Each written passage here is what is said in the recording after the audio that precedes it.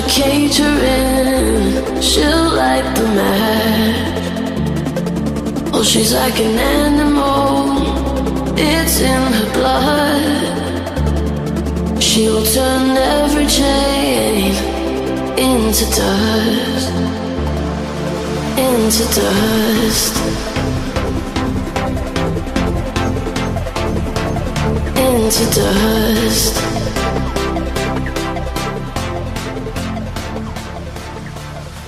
So here we are, and it's 9 months after I built Gipsy Danger, and I've been really meaning to do a follow-up video. That noise in the background is literally just chunks of ice falling on my house. Please don't worry.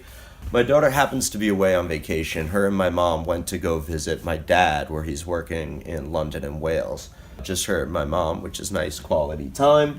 And what did I do while she was gone? Well, I built a PC and I got the RAM up to 3200 megahertz after a single BIOS update on a new board. So I said, hey, you know, that's what I've been trying to do with this ASRock board since I built this computer. Everything's been working great for me, except I can't overclock my RAM. It's been the one thorn in my side about this computer. I don't really think that has anything to do with my design. I'm pretty sure that's just down to the motherboard. But I want to go over my design too, how it's held up to heat, how it's held up to dust, and we'll check in, 9 months later on everything, basically, how Gipsy's doing, how Gipsy Danger, favorite PC I've ever built, is doing. What actually happened here was I was doing, maybe my third or fourth BIOS update, and they were all pretty much going fine. I've done plenty of BIOS updates. I know you can very easily brick a board if the update gets interrupted, or power outage or something.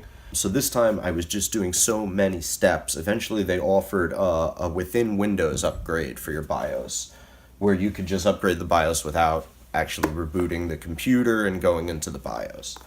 So I said, okay, I'll try that, because the way it works is you have to step up. You can't just jump to the newest BIOS, at least not with this board.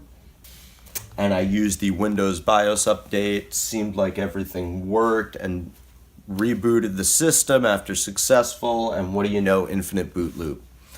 Exactly like what I would expect to see from a broken BIOS. So I did it. I'm going to contact ASRock and see if they can help me out, because I totally used the right steps and the right methods to update the BIOS, so I'm hoping they'll be able to help me out and I'll eventually be able to get a new board.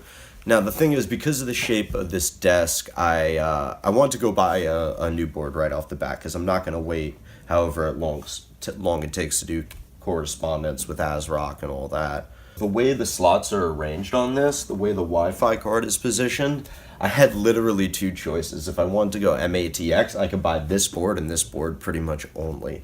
All the other boards, the small slot and the large slot, are in different positions, and that, because of the unique nature of the way I carve things out in the back end, it wouldn't really work. My only other option was to go ITX. Now, they're all kind of red, which doesn't match my build, and I know that's a stupid, vain reason, but this is my daughter's computer, and it's totally eye candy for us all day. So you can't have glaring red in a silver, pink, and blue build. So what I found that just came out, and I'm really happy about it, I'm really excited. I hope this does well. I'm not doing a review yet until I think it's dope or it's awful or it's worth reviewing. I don't just review stuff out of nowhere because no one gives me free stuff. I'm not sponsored.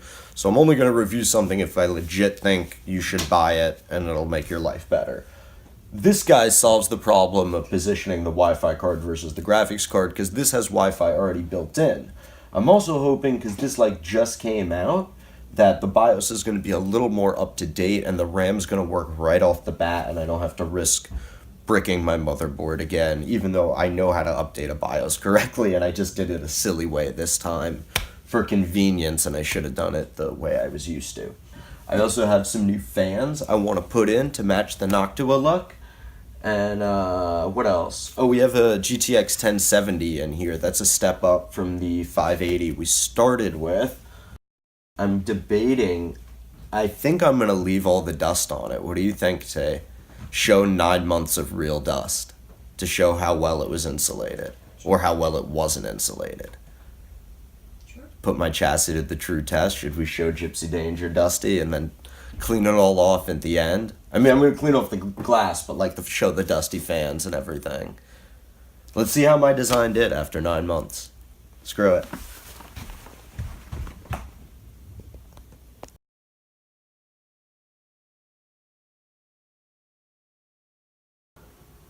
Graphics card was changed.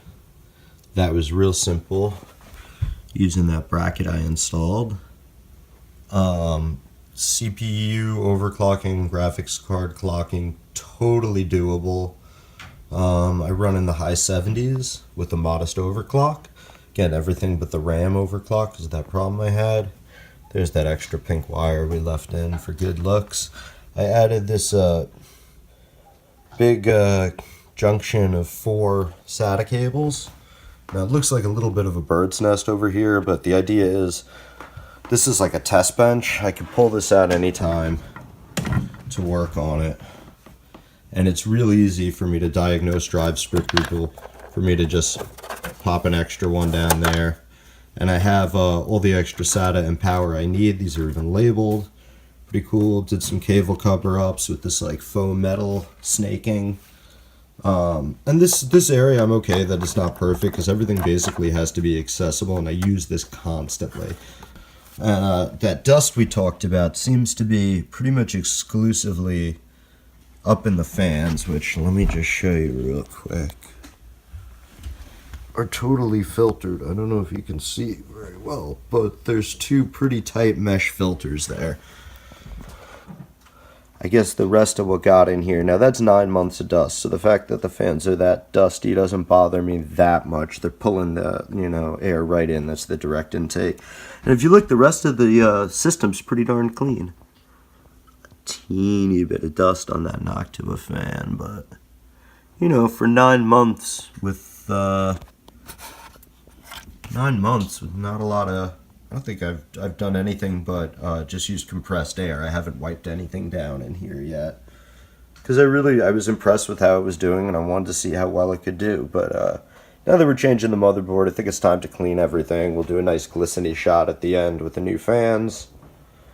And there it is. Really easy to work on, and hopefully we'll find out if it's easy to clean. Oh, the other thing I have to do is this old power button I repurposed isn't working anymore, so I bought a new one. It's actually just hanging in there. It works right now, but it needs to be properly hooked up. I think I'm going to drill a hole through this or something to mount it, so that's a project too we'll be doing.